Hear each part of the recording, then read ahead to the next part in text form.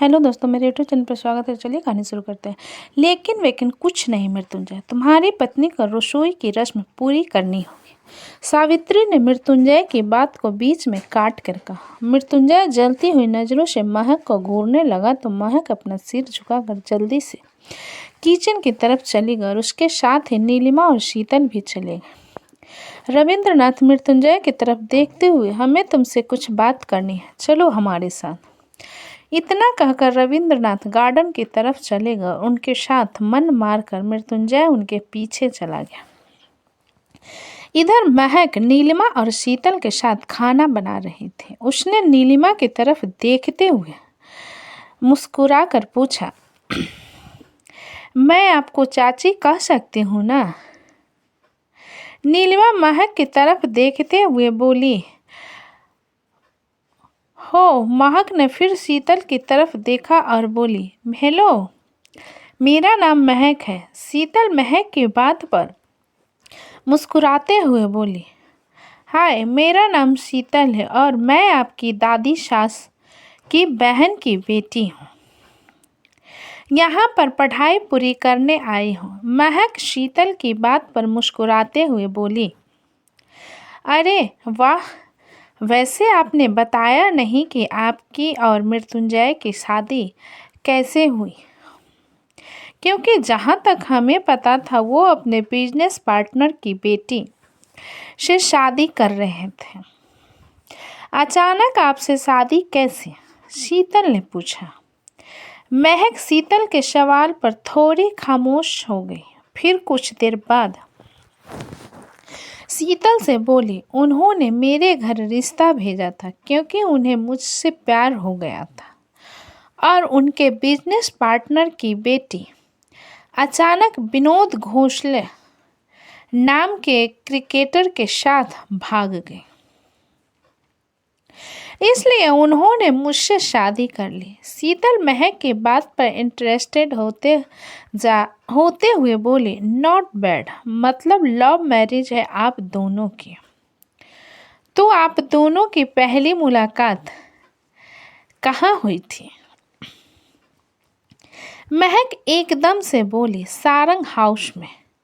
तुम शादी से पहले सारंग हाउस क्या करने आई थी? इस बार नीलिमा ने सवाल किया। महक कुछ देर सोचने के बाद बोली, हम लोगों की बेकरी शॉप है जिसमें हम लोग खाना बनाने का कॉन्ट्रैक्ट भी लेते हैं, इसलिए एक फंक्शन के दौरान मेरी मुलाकात उनसे हुई थी और मैं उन्हें पसंद आ गई, इसलिए हम दोनों ने शादी कर ली।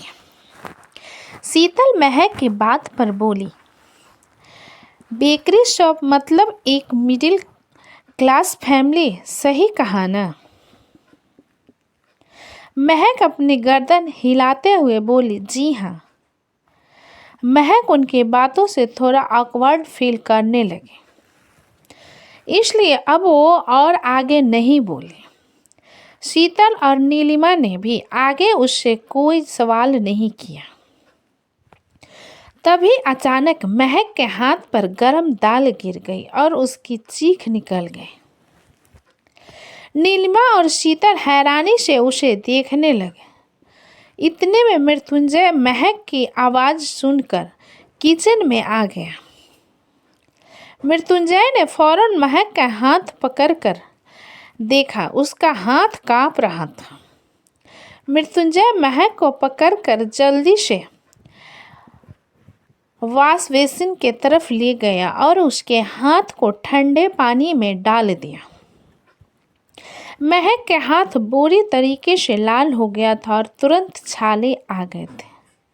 उसकी आंखों से झलकने लगे थे। मृत्युंजय नीलिमा की तरफ देखने लगा, फिर उसकी नज़र दामिनी पर गई जो शीतल के पास खड़ी हुई थी। मृत्युंजय उन तीनों को देखते हुए अपने दांत पीस कर बोला, किसने किया ये सब? बाकी घर के लोग भी वहां पर आ चुके थे। दामिनी मृत्युंजय के इस इल्जाम पर नाराजगी से बोली, मृत्युंजय, तुम इस तरीके से हुए किसी भी एक्सीडेंट में हम लोगों पर इल्ज़ाम नहीं डाल सकते और ये सिर्फ एक छोटा सा एक्सीडेंट था। मृत्युंजय दामिनी की बात पर अपने दांत पीसते हुए बोला, छोटा सा एक्सीडेंट लग रहा है आपको? इसका हाथ देखो कितना जल गया है और इसके हाथ पर आइस क्यूब लगाने के बजाय आप लोग बस खरे खरे तमाशा देख रहे हो। सावित्री मृत्युंजय की तरफ देखते हुए बोली, मृत्युंजय शांत हो जाओ, बहू को लेकर कमरे में जाओ, मैं डॉक्टर को बुलाती हूँ। मृत्युंजय दामिनी को घूरते हुए महक को अपने बाहों में उठाकर वहां से ले गया और शोभित शीतल आइस क्यूब लेकर जल्दी से कमरे की तरफ चले आए। शिवराज नीलिमा की तरफ देखते हुए बोला, ये सब कैसे हुआ नीलिमा? नीलिमा शांत लहजों में बोली, मैंने ज़्यादा गौर नहीं किया शिवजी, मैं तो सलाद बना रही थी और वो दाल का छौंका लगा रही थी कि अचानक कैसे उसके हाथ में तेल गिर गया, पता ही नहीं चला। दामिनी फ्रिज से बोतल निकालते हुए बोली, नौसिखिया होगी खाना बनाने में, इसलिए ऐसा हो सकता है और घर वालों को इम्प्रेस करने के चक्कर में लेने के देने पड़ गए। इधर मृत्युंजय महक के हाथ पर आइस क्यूब लगा रहा था और महक के आंखों से लगातार आंसू आ रहे थे।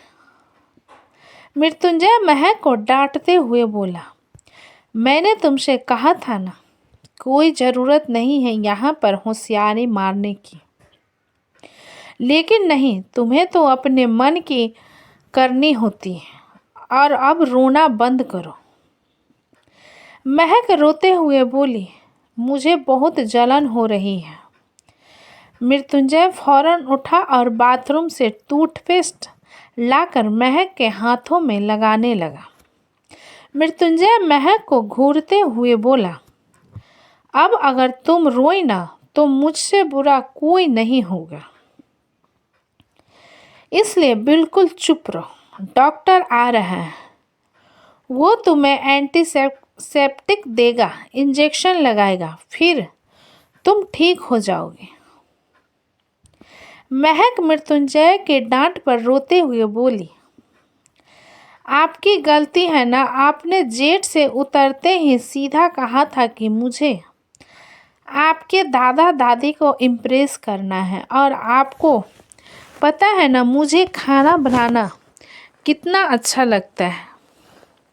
हाँ, बिल्कुल सही कहा तुमने, और उसी अच्छे लगने के चक्कर में तुमने अपने हाथ की ऐसी की तैसी कर दी। उसे तो नहीं देख रही हो और ज़्यादा अगर मुंह चलाया ना। महक चुपचाप सिसकते हुए बैठ गए। तभी डॉक्टर के साथ बाकी घर वाले भी कमरे में आ गए। डॉक्टर ने महक के हाथ के जख्मों को साफ करने के बाद उसमें मलहम पट्टी कर दी और जब इंजेक्शन की बारी आई तब मृत्युंजय शोभित की तरफ देखते हुए बोला, मुझे किचन की पूरी सीसीटीवी फुटेज चाहिए। शोभित ने मृत्युंजय की बात पर अपना सिर हिला दिया। वो जान रहा था कि मृत्युंजय को इंजेक्शन से डर लगता है, इसलिए वो अपना ध्यान डाइवर्ट कर रहा है। इंजेक्शन लगने के बाद डॉक्टर मृत्युंजय की तरफ देखते हुए बोला, मिस्टर सारंग, इनके हाथ की पट्टी सुबह बदल दीजिएगा। अगर ज़्यादा दिक्कत हो तो मुझे कॉल कर लीजिएगा।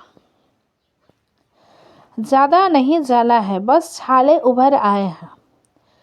मृत्युंजय डॉक्टर की बात पर अपना सिर हिलाते हुए बोला, और इस बेवकूफ़ को अच्छे से समझा दीजिए कि घर के काम इसे बिल्कुल नहीं करने। डॉक्टर मृत्युंजय की बात पर मुस्कुराकर महक से बोले, आपको घर का काम नहीं करना है। अपने हाथ में ज़्यादा जोर नहीं देना है क्योंकि आपके हाथ को आराम की ज़रूरत है ताकि जख्म जल्दी भर सके। महक ने डॉक्टर की बात पर अपना सिर हिला दिया।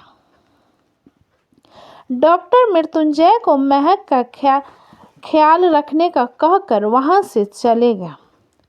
डॉक्टर के जाने के बाद मृत्युंजय सबकी तरफ देखते हुए बोला, आप सब लोग नीचे चले जाइए, खाने का वक्त हो चुका है, मैं कुछ देर में आता हूँ।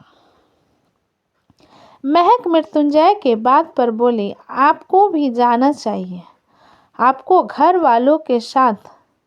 मृत्युंजय घूरकर महक की तरफ देखा तो महक कहते कहते चुप हो गई।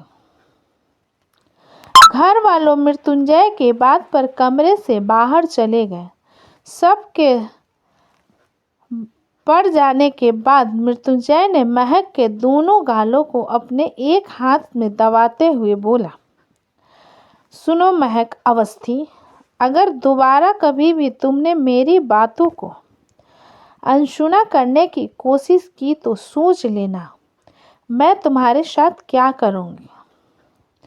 उसकी बात पर महक बड़ी बड़ी आंखें करके उसे देखने लगी और अचानक जलन के मारे उसके मुंह से सी की आवाज़ निकल गई।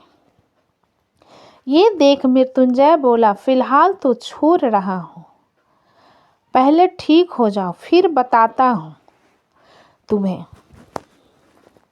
ये आदमी मुझे अपने इन नीले बिल्ले जैसे आंखों से घूरता रहता है, जब देखो तब धमकी धमकी। मेरा दिमाग खराब हो गया ना तो कसम से आपकी सारी होशियारी निकाल दूंगी मैं। मृत्युंजय के कमरे से जाते ही महक बड़बड़ाने लगी, क्या बात है बहू रानी, तुम हमारे बिल्लू को इस तरीके से पीछे पीछे कैसे गाली दे रही हो। तभी रविंद्रनाथ ने कमरे में आते हुए महक की बातें सुनकर कहा। महक मासूम सा चेहरा बनाते हुए बोली, लेकिन मैं किसी बिल्ली को नहीं जानती दादाजी। रविंद्रनाथ महक की बात पर मुस्कुराते हुए बोले, मैं मृत्युंजय की बात कर रहा हूँ। महक अपनी आंखें बड़ी करते हुए बोली, आप मृत्युंजय जी को बागर बिल्ला कहते हो। रविंद्रनाथ हंसते हुए बोले, बागर बिल्ला नहीं, सिर्फ बिल्लू, क्योंकि उसकी आंखें नीली है ना, इसलिए। महक ने मासूम सी आवाज में पूछा, क्या मैं भी उन्हें बागर बिल्ला का क्या कह सकती हूँ। रविंद्रनाथ मुस्कुराते हुए बोले, देख लो, अगर वो तुम्हें जिंदा छोड़ देता है तो। महक अपना सिर हिलाते हुए बोली, आपने बिल्कुल सही कहा, ऐसे ही मेरा खून पीने के लिए मेरे पीछे पड़े रहते हैं। अगर मैंने उन्हें कोई निक नेम दे दिया तो फिर वो तो मेरा अंतिम संस्कार करने से पहले एक बार नहीं सोचेंगे। रविंद्रनाथ महक के सामने कुर्सी पर बैठ मुस्कुराते हुए बोले, मुझे तुमसे कुछ ज़रूरी बात करनी थी बेटा। जी कहिए, मैं आपकी क्या मदद कर सकती हूँ।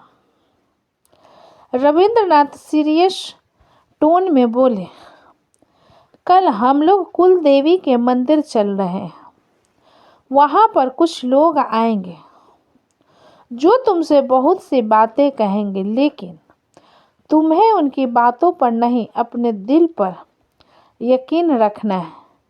महक रविंद्रनाथ की आधी अधूरी बात पर कंफ्यूज होते हुए बोले, आप कहना क्या चाहते हैं, मुझे समझ नहीं आ रहा। रविंद्रनाथ एक गहरी सांस लेकर बोले, कुल देवी के मंदिर को मेरे पिता श्री राघवेंद्र नारायण सारंग ने अपने खून पसीने की मेहनत से बनाया है, लेकिन उनके बिजनेस पार्टनर्स का कहना है कि उनका भी उसमें बराबर का हाथ था। इसलिए उन्होंने उस मंदिर की जमीन की पूरी प्रॉपर्टी मृत्युंजय की पत्नी के नाम कर दी है, जो कि अब तुम हो। इसलिए अब तुमसे लोग कई प्रकार के सवाल करेंगे, जिनका जवाब तुम्हें सोच समझ कर देना है। महक, जो कि रविंद्रनाथ की बातों को सुनते हुए हैरानी से उनकी तरफ देख रही थी। तो दोस्तों, कहानी कैसी लगी मुझे कमेंट में लिखें। अच्छी लगी तो प्लीज़ चैनल को लाइक करें, सब्सक्राइब करें एंड शेयर करें। दोस्तों, कहानी अच्छी लगी तो इसी तरह हमें अपना सपोर्ट करें। अपना कीमती समय देने के लिए धन्यवाद।